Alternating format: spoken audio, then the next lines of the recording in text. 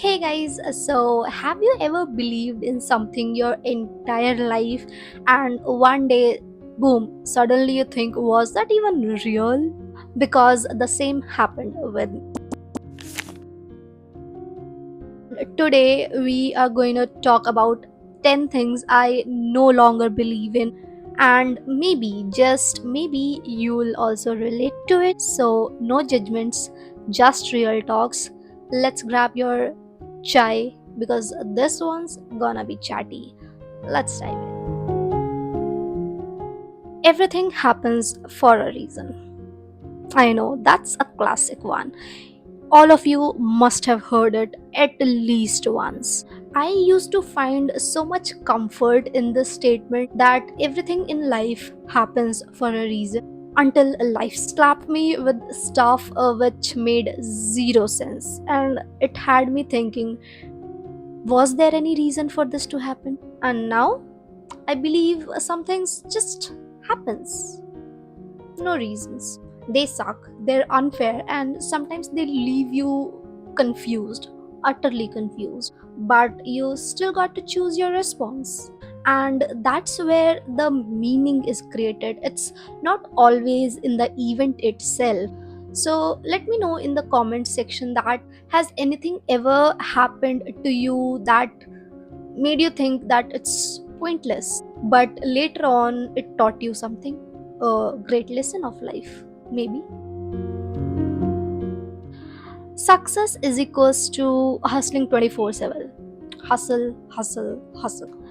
Earlier, I used to wear the burnout like a badge of honor on me because I was going through a cycle where I hardly had any time for myself. No sleep, only studies and work, just rise and grind. And eventually, I started romanticizing the struggle which I was facing. But now, nope, not anymore. I don't believe in glorifying that level of exhaustion, stress, and burnout.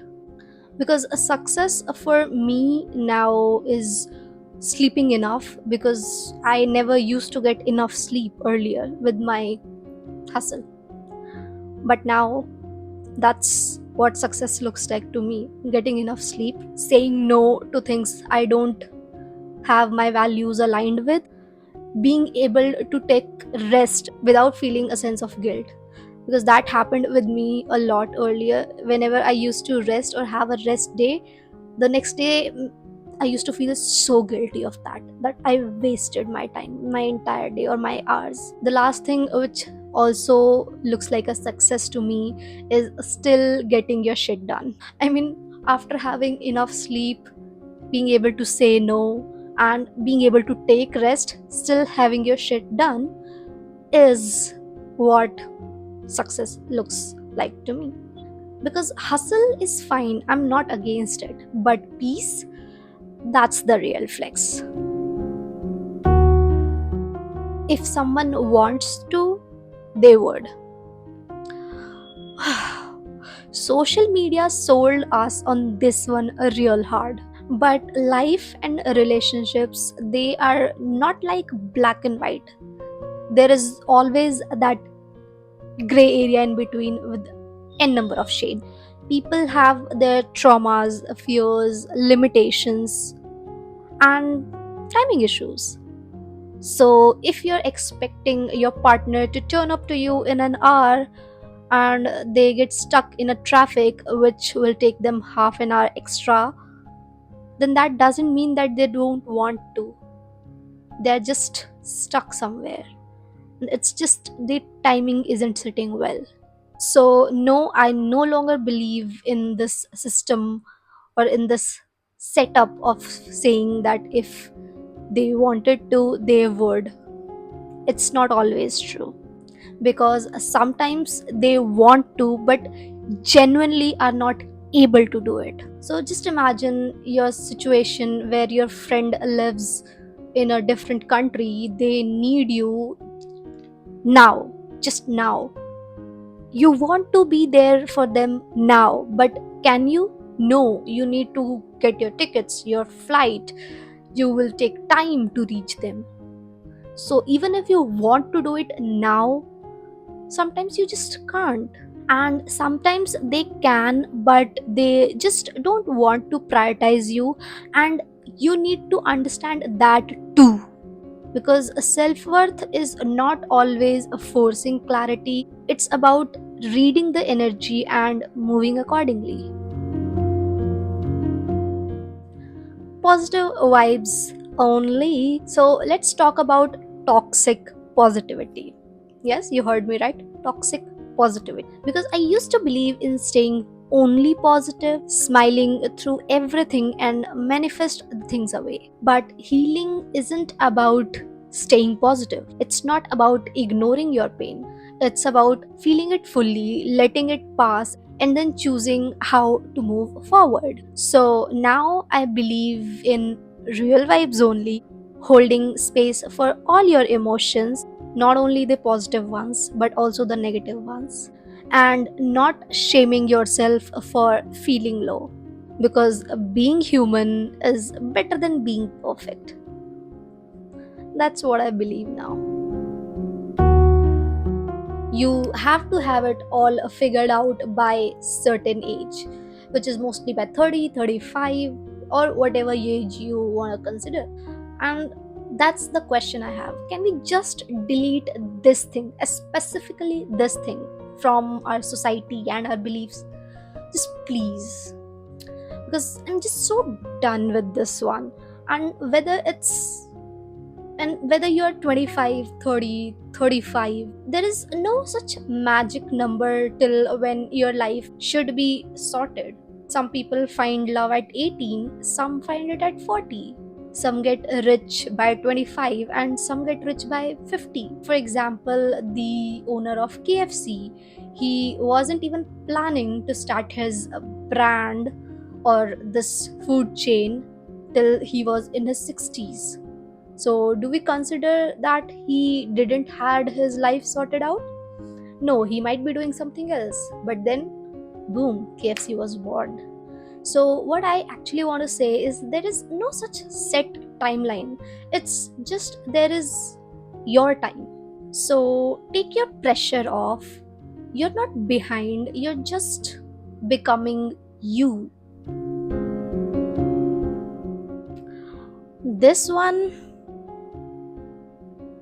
is the one which I am currently actually going through right now. That marriage is the ultimate milestone. It's beautiful if you want it. I mean, the marriage part is beautiful if you want it. That's the thing, if you want it. But it's not the goal of life for most of it, especially people in our generation. And that's what I believe in right now, that married or not married, you are complete on your own. You are a complete human on your own. You don't need anyone to complete you. So don't let the society rush off anything, because the relationship or the marriage should add to your life and not define it. People will treat you how you will treat them. I believed this one a real hard, like really. I was polite with everyone, everyone. Even if they piss me off, I was still trying to be polite with them. But not everyone has your heart, and some people will eventually take advantage of your politeness, your kindness. And now I know that kindness is my strength, but boundaries protect it. And now what I do, what I believe is that yes, I need to maintain a certain level of politeness and respect to anyone and everyone, but I will not expect them to treat me like how I treat them, because I treat them based on my kindness, my respect. I cannot expect them to have the same. Maybe they are not the kind person, so they will not treat me kindly. Maybe they are more kind and respectful than me, so they will treat me more politely. It will go both the ways. It can go both the ways. So just do not expect the equal response from the other person. You can fix people with love. Whew, that's a deep one. You can support, inspire, and stand by a person, but the change you are expecting should come and has to come from within. So don't lose yourself trying to rescue someone else with love. And this is what I have learned in recent times with the people around me, with the situations and relationships around me, that yes, you cannot fix a person with love every time. In some cases, in exceptional cases, you may be able to, but no, not in every case. It's a very rare of the rarest case. Self love means bubble bath, face mask, and skincare. Let me clarify, self love is way deeper. It's how you talk to yourself. It's showing up for yourself on bad days, like I am doing today.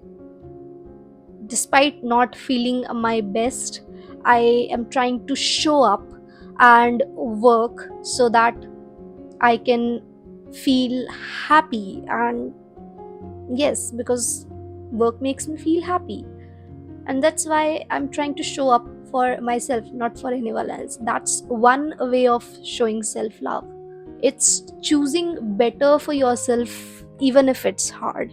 Those face masks and skincare routines, they help, but you need more of your inner work, because that's the real glow up.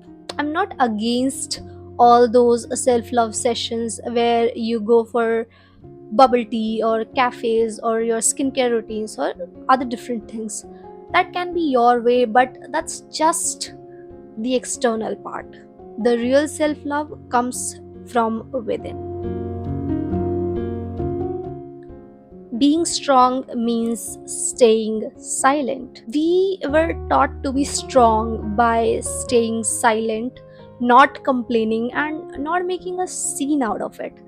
And this goes especially for women, because we are the ones who are thought to be the criers or crybabies. But that's what I want to say, that being silent isn't always your strength.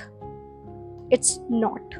What I believe now, that strength is actually honesty.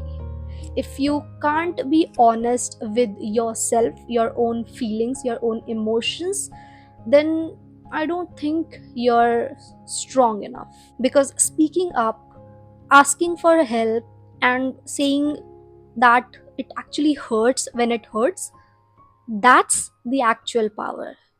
That's powerful. That's strength. Being able to emote and not shutting yourself down. I have done these things in past where I have shut down my emotions, and that's why I struggle right now to emote myself. I can talk a lot, I can yap a lot, but emoting myself comes with a great difficulty to me. I'm learning, I'm working on it, and I think I have made a little progress. There's a long way to go, and I'm willing to work on it, even if it takes long.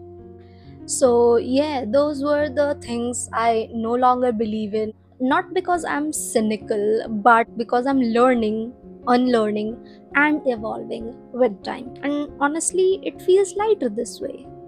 So now it's your turn. What is one of the beliefs you have let go in recent times? Drop it in the comments, and I would love to read your side of the story. So, if you nodded even once during this entire video, then hit that thumbs up button, subscribe the channel, and share it with someone, with a friend who you think is going through that inner work and might need a little push. Let's normalize changing our minds, Let's normalize evolving. Thanks for watching till now. And remember, it's okay to let go of your beliefs which no longer serves you, because you are allowed to grow. And that's the video for today. See you soon in the next video. Till then, do not forget to take care of yourself. Bye.